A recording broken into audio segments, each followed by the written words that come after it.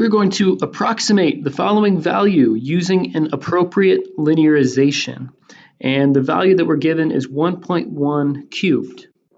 Now the idea here is that 1.1 wouldn't be a very fun number to cube, but maybe we can approximate the cubing of a function with a linear function. In other words, we're going to approximate the function x cubed, and if we do that approximation near, say, an x value that we can calculate easily, then we can find this linear approximation pretty easily.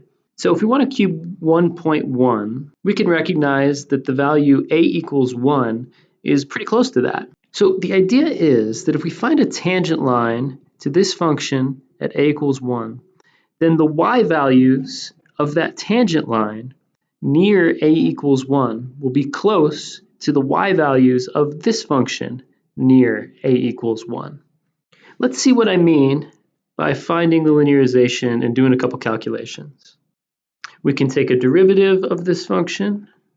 We get 3x squared using the power rule. We can plug in x equals 1 and get the slope of the tangent line to this function at a equals 1 is 3. We can also find the y value of the given function. We can also find the y value of this function here at x equals 1, and that's just going to be 1 cubed, or 1. We can plug all this information in and get our linearization. Okay, I plugged all of our values in. Now we can simplify. So what we can say now is that this 3x minus 2 is an approximation to x cubed for values of x that are close to 1. So I wrote that down right over here. Now, since 1.1 in our original given problem is close to x equals 1, we can plug that x equals 1.1 into our linearization, knowing that it will be very close to the value that we would get if we plugged 1.1 into this function. Let's do it. Okay, I plugged x equals 1.1 into our linearization. We can simplify that by multiplying the 3 times the 1.1 and subtracting.